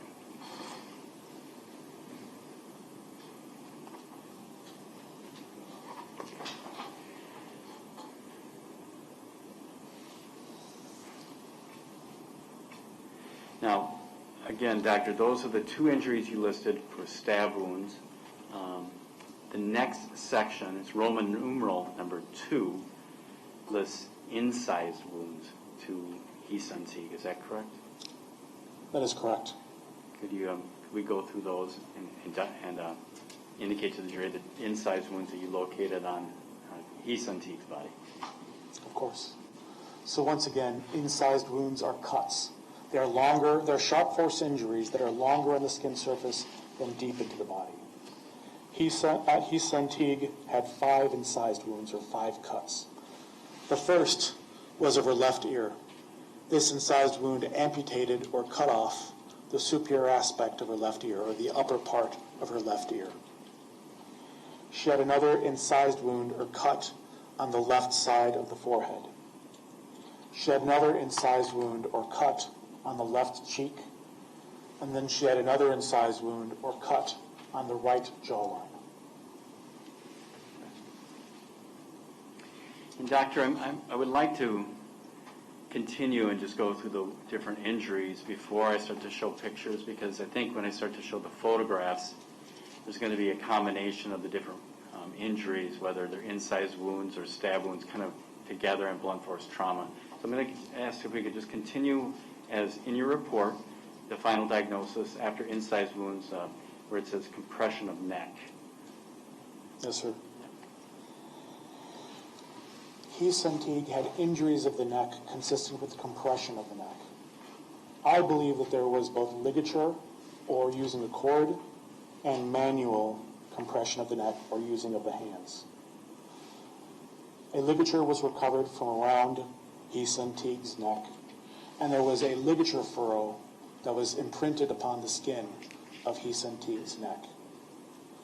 In addition to these external injuries, this ligature furrow that was present on the neck, there were also abrasions as well. But deeper into the neck structures, there were areas of muscular hemorrhage deep into the neck. This is very consistent with compression by fingertips or application of blunt force trauma to cause bruising and hemorrhage of the deep structures of the neck. So there was both ligature and manual strangulation of the neck. As a consequence of this, there were hemorrhages in the decedent's eyes, or petechial hemorrhages and bulbar hemorrhages. Essentially, when you apply pressure to the blood vessels of the neck, this causes the blood vessels in the eyes and the conjunctiva around the eyes to burst, causing hemorrhages in the soft tissues around the eyes. Dr. Tranchida, I'd like to see if you just define a couple terms, couple words. Ligature and furrow. A ligature furrow. A ligature is a rope or cord. You want to think of a ligature as from the Latin word ligare, something to tie. So anything that is a cord or a rope can be a ligature. A furrow is an indentation or impression or crushing injury of the neck such that a furrow is left behind in the skin after you remove the ligature. The next section in your final diagnosis lists blunt force trauma of the head, torso, and extremities. I'd like to see if we can go through those injuries one by one. again, blunt force trauma, are abrasions or scrapes or scratches, contusions or bruises, or lacerations. The three categories: abrasions, contusions, or lacerations. Lacerations are tears of the skin caused by application of crushing or ripping blunt force. Heesun Teague had abrasions, contusions, and lacerations of her head, torso, and extremities. Very many of them. In addition, many of these were patterned injuries. In other words, impacts to the tissues of the body that left an imprint behind that we could describe to give some indication as to what instrument may have caused these injuries. In addition to these external injuries, she had diffuse subgaleal hemorrhage of her head. The galea is the soft tissue that sits on your head, under your scalp, but over your skull. This was diffusely hemorrhagic. In other words, it was all full of blood. She had subarachnoid hemorrhage over the brain. The surface of the brain is called the arachnoid membrane. When the brain is injured, it can bleed. And this is called subarachnoid hemorrhage. So there was hemorrhage all over the surface of the brain on this membrane that surrounds and protects the brain. In addition, there was injury to the brain surface itself, the brain itself, not just the membrane covering the brain, but there were contusions of the cerebral surface, or cerebral contusions, contusions of the brain. There were lacerations and contusions, in other words, tears and bruising of the oral mucosa, or the inner aspects of both lips, indicative of blows of the lips. She had a number of fractures, including the frontal bone, including the left parietal bone, the nasal bones, and the mandible, or jaw. She had fractures of the sternum. She had fractures of multiple ribs on both sides. She had a fracture of the cervical spine, or the neck was fractured. She had a fracture of the left radius bone, so one of the bones in her forearm. She had fractures of bones in her metacarpal bones, or the bones of the hands, of the left and right hands. And she had fractures of the phalangeal bones, or the first section of each finger, of the left ring finger, left thumb, and right little finger. She also had a subungual hematoma, or bleeding underneath the toenail of the left great toe. Left third toe. One of the items listed is, it says in item H, hemoaspiration. What does that term mean? Hemoaspiration comes from hemo, for blood, and aspiration, aspirating or inhaling. Essentially, as a result of all these injuries to her head, she was bleeding into her airway, bleeding into the nose, bleeding into the sinuses, bleeding into the mouth. And she was inhaling this blood, so the blood was going into her airway. So she was essentially aspirating or drowning in her own blood.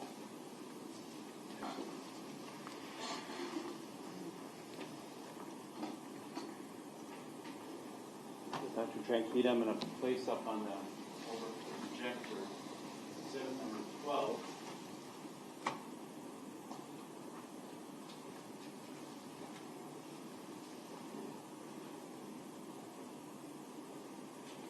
Five-page document, part of your entire report.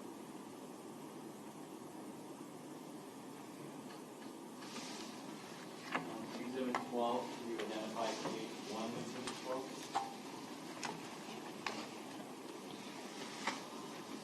This is an anatomical diagram of the anterior and posterior surfaces of the female body.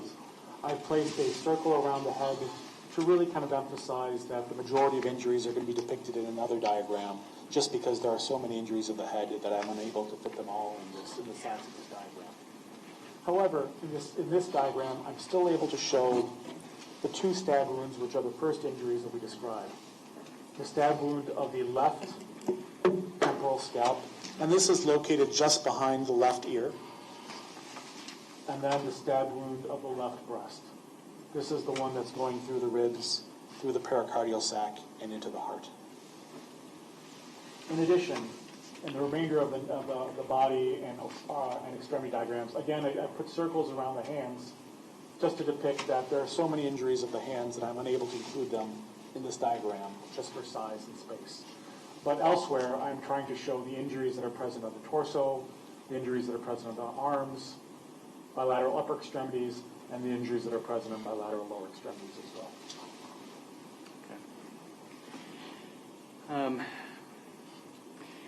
Dr. Tranchida, when you go to your report, starting on page 6 of Exhibit 11, it goes through, there's a lot of them, the abrasions from the head and neck. I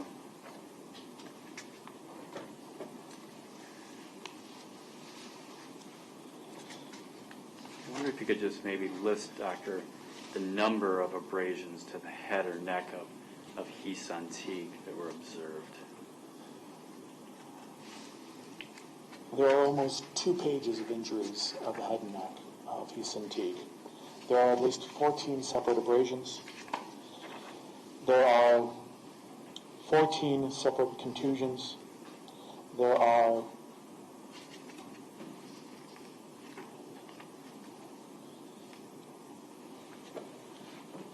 at least 29 separate lacerations.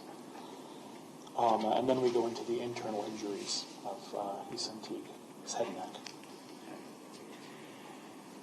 Dr. Tranchida, there's some places in your report, for example, on page 6, I'm going to pick one here, under blunt force trauma, under head and neck, you'll have like number 3, it'll say crescentic abrasion.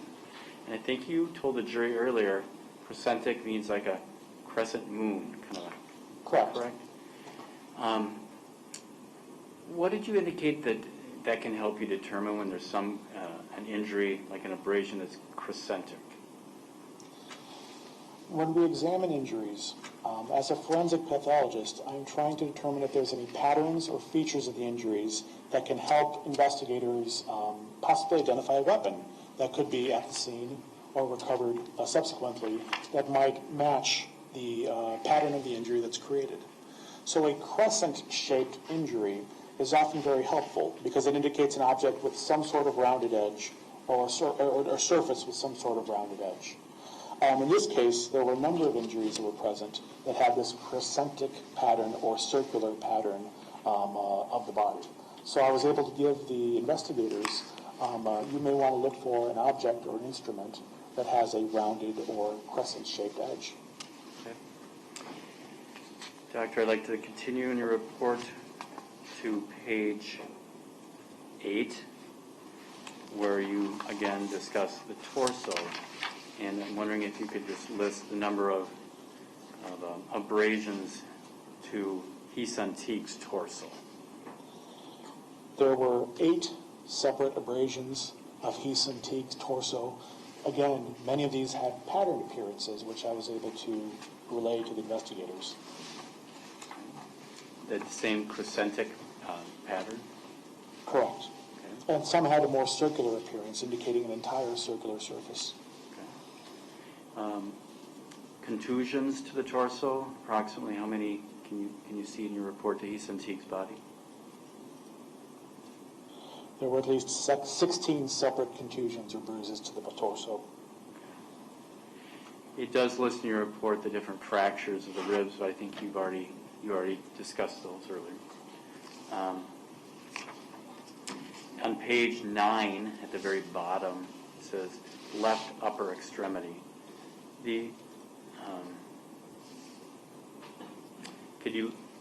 Left upper extremity, is that just left arm? Right? Absolutely. We're going from the left shoulder to the left hand, entire left upper extremity. Okay. Would you indicate on Heesun Teague's body and her left upper extremity approximate number of abrasions? She had 7 separate abrasions on her left upper extremity. And then contusions? Contusions, there were 4 separate contusions. However, one of them, I want to emphasize, is fairly extensive. It involves the entire posterior aspect of the left elbow, the dorsal aspect of the left forearm, the left wrist, the left hand, and the left fingers. So it's not just one focal bruise. The entire area is diffusely bruised. Dr. Tranchida, why did you describe that as significant? Just because of the area damage, the large area? Correct. By the numbers, I don't want to convey, well, I think when most people think of a bruise, you tend to think of a small focus of bruising. By full bruising, I just mean number, not size. This bruise that was confluent or diffusely covering the left forearm, left elbow, left hand is one very large bruise. And if we continue with the left upper extremity, the number of lacerations to the upper extremity or arm? There were 3 separate lacerations or tears or rips of the skin of the left upper extremity.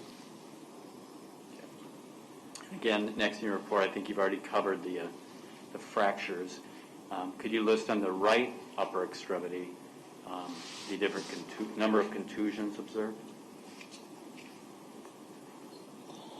There were 8 separate contusions of the right upper extremity. Again, I want to emphasize that one of these contusions is a large contusion that covers the dorsal aspect of the right hand, the fingers of the right hand. It's a fairly extensive injury that involved the entirety of the right hand. In addition, there were 2 of the contusions are paired, or they are closely approximated together, and they are opposing arcs. These contusions were suggestive of a pattern, a possible bite mark of the arm. The number of lacerations to the right upper extremity? There were 4 separate lacerations or tears of the skin of the right upper extremity. Left lower extremity of Heesun Teague, or I just commonly refer to as the leg. What is that area? Am I correct, Doctor? The left lower extremity extends from pretty much the hip down to the foot. Number of abrasions observed to Heesun Teague? There were 3 separate abrasions, including, again, a possible pattern abrasion. That's that imprint that allows me to give the a possible indication of the instrument used. And that's, that, again, crescentic or kind of half-moon shape? Correct. This one was more circular. Circular? Yeah. And then number of contusions on the left lower extremity? There were 7 separate contusions of the left lower extremity. Let's move on finally to the right lower extremity of Heesun Teague. A number of abrasions? There were 2 abrasions of the right lower extremity. And number of contusions to that right lower extremity? There were 4 separate contusions of the right lower extremity.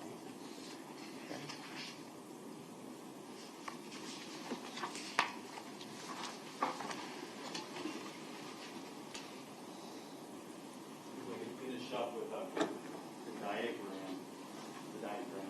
Exhibit 12. We went through, I think, somewhere on page 1. We wrote page 2 of Exhibit 12. And Dr. Tranchida, I'm going to see if the clerk will help me one more time. See if we go back a little bit so I can get the full. That looks good. Page 2 of Exhibit 12, can you indicate what's depicted in page 2? Of course. As we said earlier, the reason why I put a circle around the body diagram's heads in the earlier diagram was just because there were so many injuries of the head that there just wasn't enough room to depict them individually. Depicted in this diagram are the stab wounds, abrasions, contusions, and lacerations of Heesun Teague's head. The stab wounds are visible. Let's see if you can see them very well. Here's a depiction. I think I drew this manually. Apologize for my artwork. But this is the decedent's left ear. Stab wound A was located just behind the decedent's left ear. There are a number of incised wounds as well. The first one, of course, is the one that transects or cuts off the upper aspect of her left ear. There's also an incised wound of the left cheek, and incised wounds of the right cheek as well. And I believe there was also an incised wound of the left side of the forehead. Then, in areas with hash marks, these are all different areas of bruising or contusions. These are all bruises that have been applied or that have been inflicted upon Heesun Teague's head. Some of these have a pattern appearance, the circular appearance or crescentic sort of appearances. Then these jagged injuries are lacerations, or tears or rips in the decedent's tissues caused by application of blunt force trauma. She also, in addition to the skin, she also had oral mucosal bruising and tears, or contusions and lacerations. And then, as we described earlier, there's a number of skull fractures as well, which are depicted in another diagram also. Yeah, this is the diagram. Go to page 3. Indicate what is shown on page 3. In page 3, can everyone hear me okay? Thank you. So underneath some of the lacerations, there were fractures present. And these are crescent-shaped fractures. Again, very helpful because they help me tell that this object that caused this must have a rounded edge. There were crescent-shaped divots or fractures of the frontal bone, or the bone of the front of the skull, and the left parietal bone, or the bone of the side of the skull. Now these impacts were so hard that they also caused fractures of the base of the skull. When you remove the skull cap and you remove the brain, this is the base of the skull where the brain sits. The spinal cord goes in here. Underneath both of these plates are the eyes, so these are referred to as the orbital plates. These are thin bones, and both of these were broken as well from impacts. In addition, her nasal bone was broken, and she had a wedge-shaped fracture of her jaw right there. And these are the fractures depicted there. This is a side view from the left depicting those fractures as well. There's another one there also.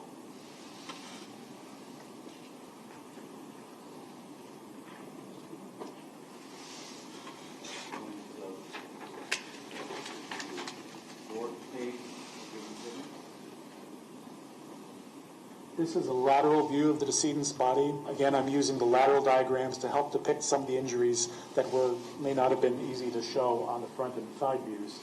Here's a depicting bruises to the side of the decedent's body. And these are also depicting some of the crescent-shaped impacts. In these cases, these are abrasions and contusions that are crescent-shaped, or like a half moon on the side of the decedent's body.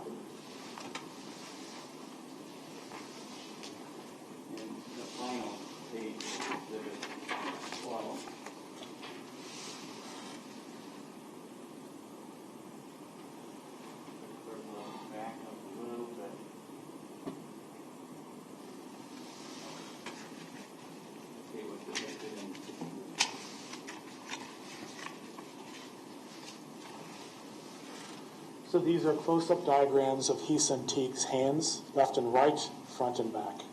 Again, the left hand contusion, or this hash mark, is going all the way up the forearm, all the way up to the elbow. This is extensive bruising going from the elbow to the hand. In addition, there are crescent-shaped lacerations of the dorsal aspects of her hand. This fingernail on the index finger is split. There is a laceration on the palm of her hand as well, and there are also broken bones in the decedent's left hand. On the right hand as well, we have bruising of the back and the front, or the dorsal aspect and the palmar aspect of her left hand. There are lacerations of her hand as well, there and there, and she also has broken bones in her right hand as well.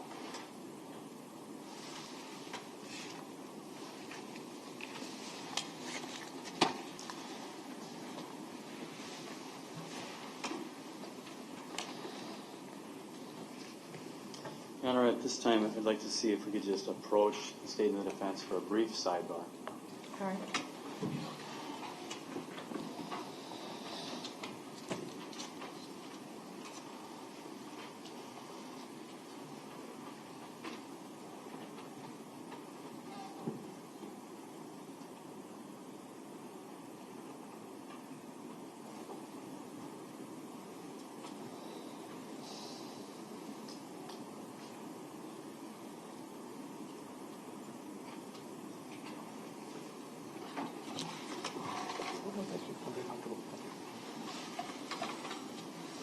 Very kind.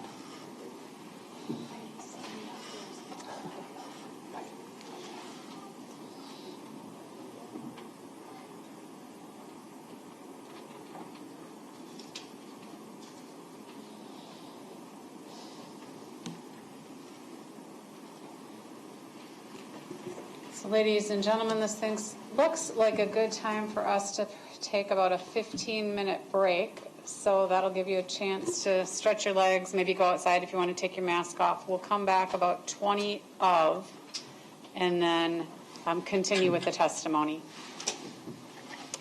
Please stand for the jury. You're reminded not to discuss the case amongst yourselves or with anyone else or do any research.